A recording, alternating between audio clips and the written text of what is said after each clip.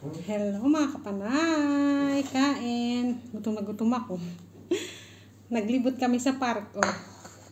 Tapos kauwi lang namin. Gutom na gutom ako. Ayan ang ulam ko. Itlog na maalat to. Ginawa ko na itlog na maalat. Tapos may kamatis. Ayan. Durugin lang natin. Lamu-lamutake. Yan ang nagpapasarap dyan. Yung paglamutak.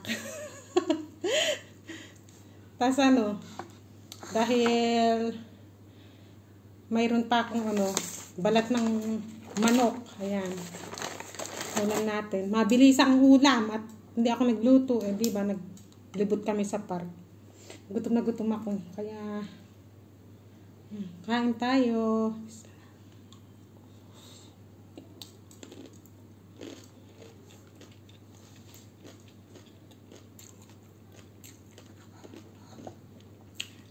Sarap ng itlog na maalat na ginawa ko. Hindi masyadong maalat. Tamang-tama lang.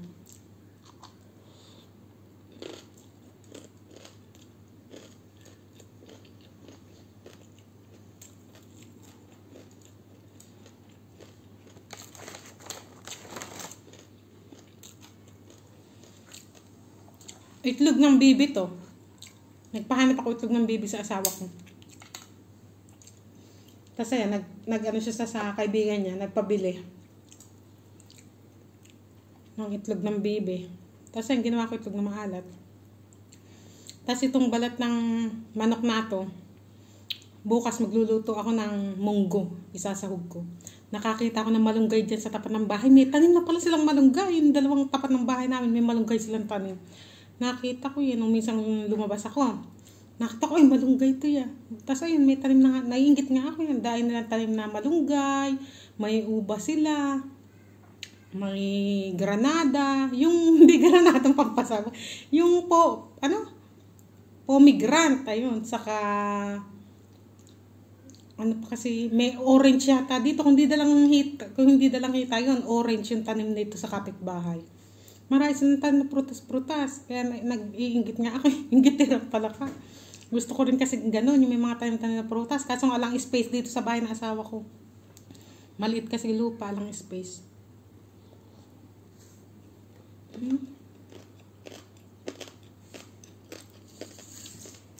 Masyado gutom ko.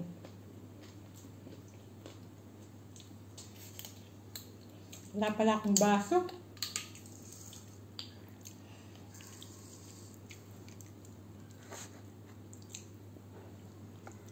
Ang mahal pa naman ng mga, sumasahid pala yung damit. Ang mahal pa naman ng mga juice at tubig dun sa park. Kaya hindi ako makabili lagi. Naku, ang mahal ka.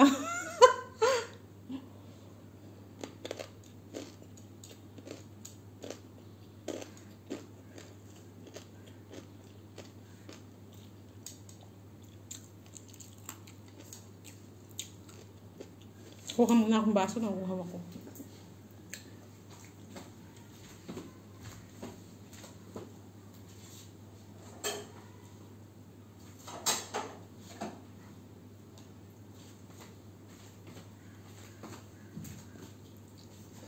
Yung baso ko, naghihingalo na. Puro biyak na. Kababagsak na ni Mariam yan. Biyak-biyak na siya. Kainit.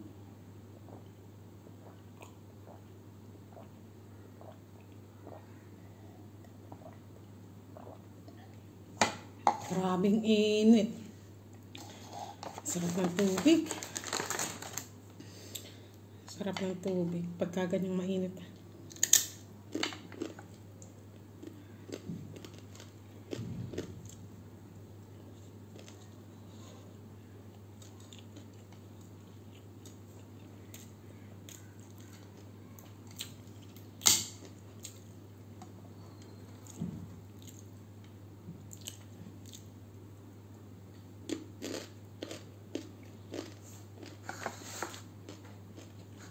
Wala ng kamatis. Isa na lang kasi kamatis ko sa rep. Maliit pa.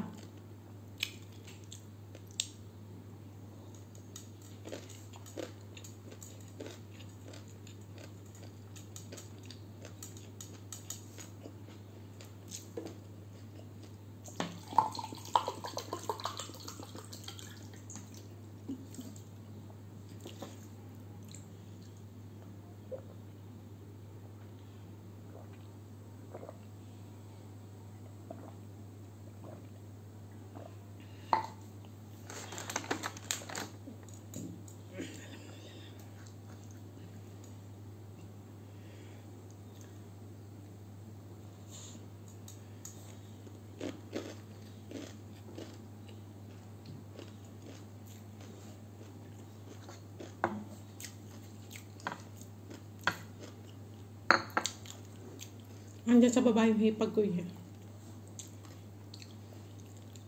Kasamahan yung biyanan niya.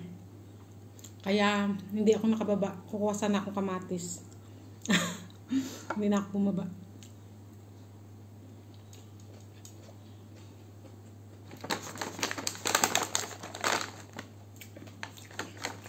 Wala dyan biyanan kong babae.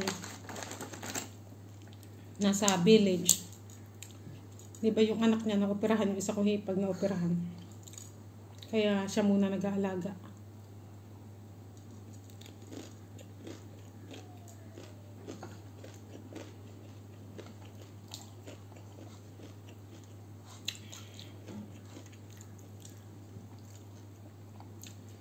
Si Mariam halos ayaw nang umuwi kanina sa pa.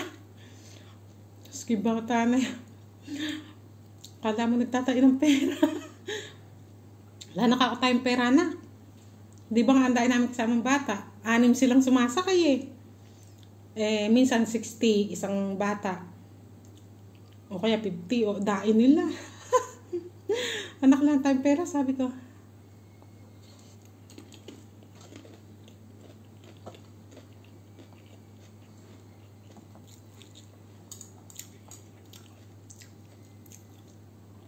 Pinapasama ko talaga yung batang maliit, yung anak ng bayaw ko na bata. Mga 4 na taon siguro yun.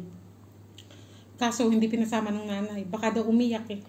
Akala siguro baka paiyakin ng mga pamangkin ni Adil. Pagka kasi mga bata na yun, ganun mga bata kasi hindi maliit yun ang pinaiiyak.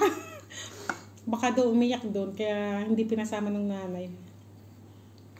Yun pero yun talaga gustong kasama. Yun ang gustong gusto ko sa mga pamangkin ni Adil eh. Yung bata na yun. Mabait kasi yun. Mabait sa akin yun, yung bata na yun. Nakikita niyo sa video ko yun, yung esikaro, yung pinapaganyan ko yung mata. Yun ang gustong pamangkin ng asawa ko yun.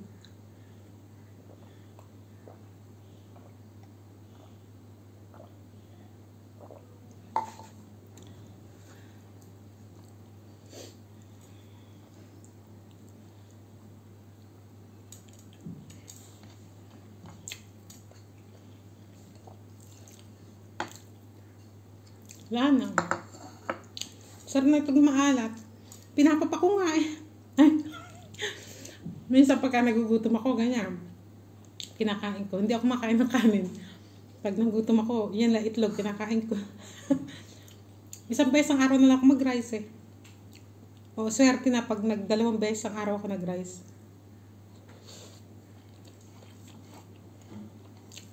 Hindi kasi pwedeng hindi ako magla-rice talaga. Pag kunwari, kinabukasan hindi ako nag-rice, ang luluto ko pansit. Ganun, pansit. Pero yung talagang rice na wala sa isang araw, parang nanghihina ako eh. Iba talaga yung dating sa akin ng rice, pampalakas.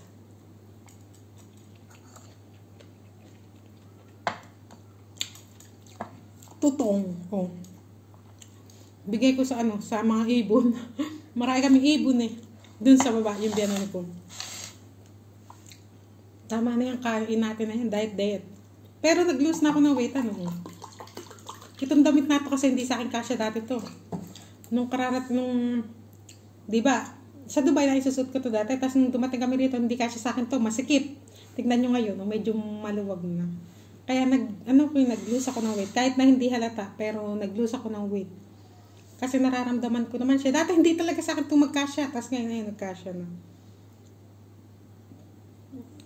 Saka yung mga damit ko nga, medyo lumuluwag. Kaya alam ko na pumapayat akong konti. Diba? Okay na yan, pumapayat. Paunti-unti, hindi biglaan. Makakapanghina pagka biglaan eh. Saka pag binibigla ako, sumasakit lagi yung ulo ko. Mainit ulo ko.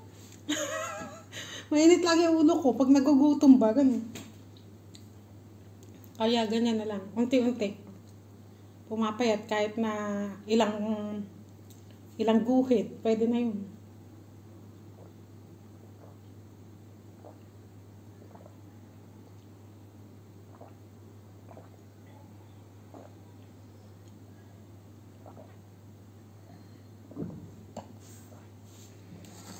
Nakalahating litro ako. Ay, 1.5 liter to eh. Sarap ng tubig. Grabe, init. Ayan mga kapanay. Babus at maglilinis ako ng bahay. Hindi pa ako nakakalinis. Naglakwatsa agad kami. Nung magising, gumayak na kami. Hindi pa ako nakapaglinis. Dahil ko hugasin. Maglalaba pa ako. Ang gawain ng nanay hindi na matapos-tapos. Babu!